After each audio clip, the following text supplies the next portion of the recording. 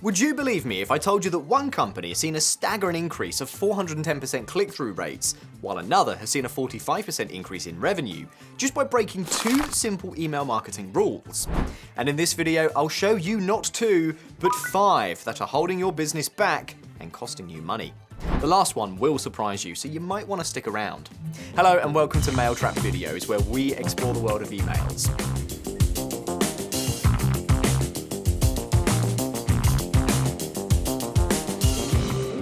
First up, you're not sending too many emails, you're just too scared to sell.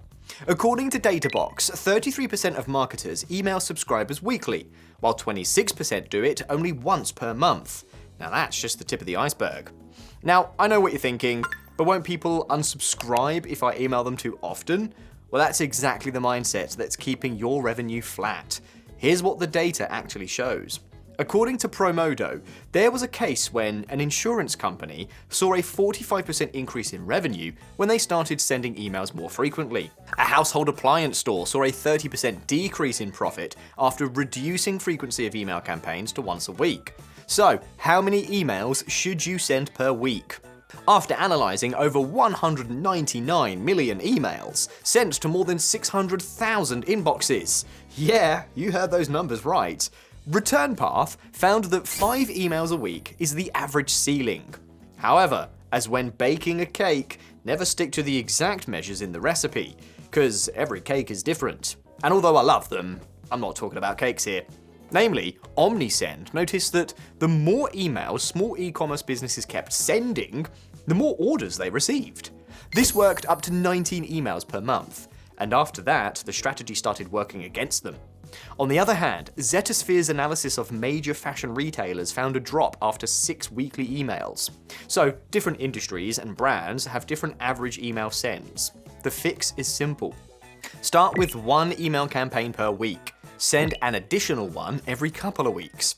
And to find an average that works for you, track sales, sign-ups, or activations instead of open rates. However, make sure to watch your unsubscribe rate as you increase your sending. Above 0.5% per send is a signal to slow down, as you don't want to get more unsubscribers. Speaking of which, how come you aren't subscribed to the channel yet? Hit the button below and make sure to turn on notifications, as you don't want to miss out on other myth-busting videos like this one. Second, you should absolutely resend your emails. Here's why. Most marketers send an email once and move on. They think resending is lazy, spammy, or annoying. But let's take a look at the numbers. Mailchimp ran the numbers across their entire platform and found that resending to non-openers adds an average 8.7% open rate lift on top of your first send. To put it into perspective, for a list of 10,000 recipients, that's hundreds of extra opens you're currently leaving on the table. Furthermore, Neil Patel documented a case where MailyGen jumped from a 20% open rate to over 29% just by tweaking the subject line and resending. Why does this work? Because people miss emails constantly. Your subscriber might have been in a meeting, enjoying themselves on a vacation, or just had 47 other emails land at the same time. So think of a resend as a second chance to deliver value to someone who already opted in to hear from you. And don't just resend emails like it's nothing. Instead, make sure to wait 48 to 72 hours. Change the subject line. Resend only to non-openers. And, of course, track the results. You'll be shocked at how much revenue you've been leaving on the table. Third, avoid complex personalization, especially if you're just starting out. Keep it simple. Avoid AI, advanced branching logic, and everything that the industry says that you need. For instance, Marketing Sherpa shared a case study where they revealed that Doggy Loot, a flash sales site for dog owners, segmented their list by one single variable: dog size, small, medium, large. The result was a click-through rate 410% higher than their average in their campaign for large dogs, contributing up to 13% of their daily total revenue.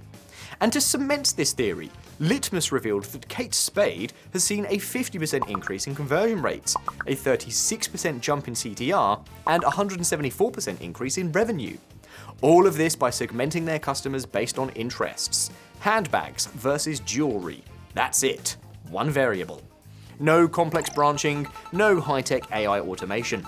To get started, look at your list. What do you already know about your subscribers? Purchase history, product category, location. Pick one thing. Create 2 groups based on that one thing.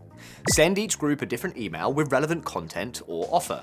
Check CTR and conversions after a week, not open rates. If it works, keep it. If it doesn't, change the variable and try again.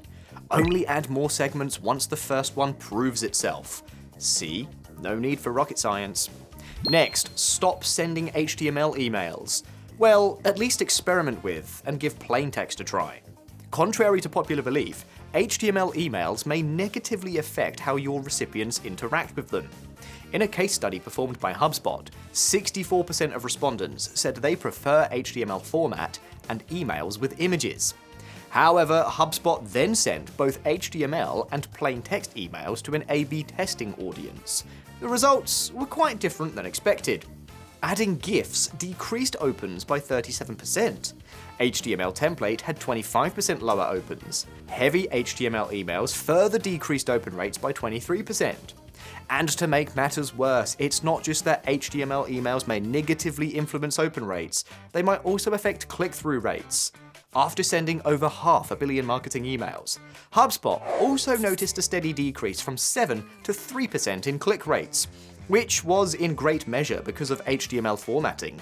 Vendasta also ran a direct A/B test on a video campaign and found their plain text email generated a 32.2% click-through rate compared to just 4.7% for the HTML version. That's nearly 5 times more clicks.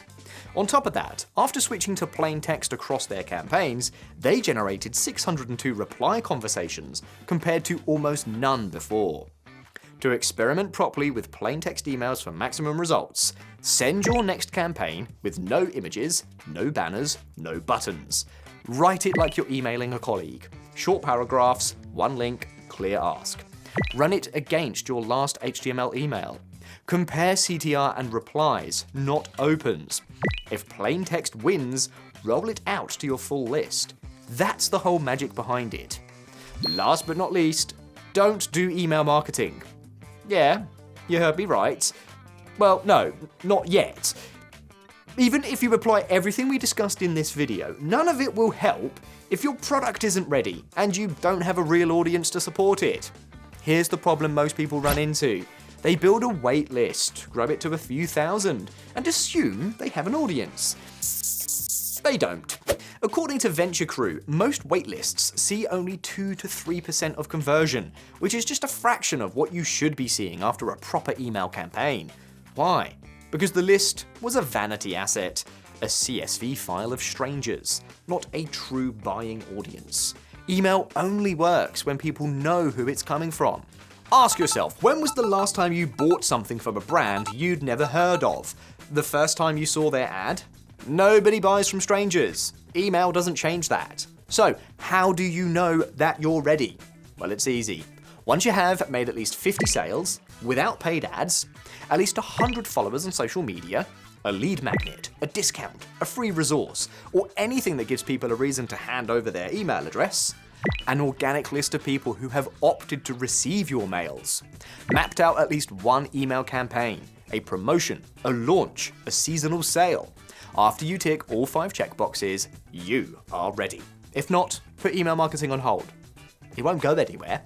So, there you have it. 5 email marketing rules you should break if you're a small business owner who actually wants to make real money. So, to sum it up, send more emails, resend those emails, avoid complex personalization, experiment with plain text emails, and don't do email marketing until you're actually ready. Think we missed a rule that should be broken or don't agree with some of these? Then let me know in the comments below. We'd be happy to hear your thoughts. Also, make sure to press that like button and check out these 5 email marketing strategies we've prepared for you. Thanks for watching, and I'll see you in the next one.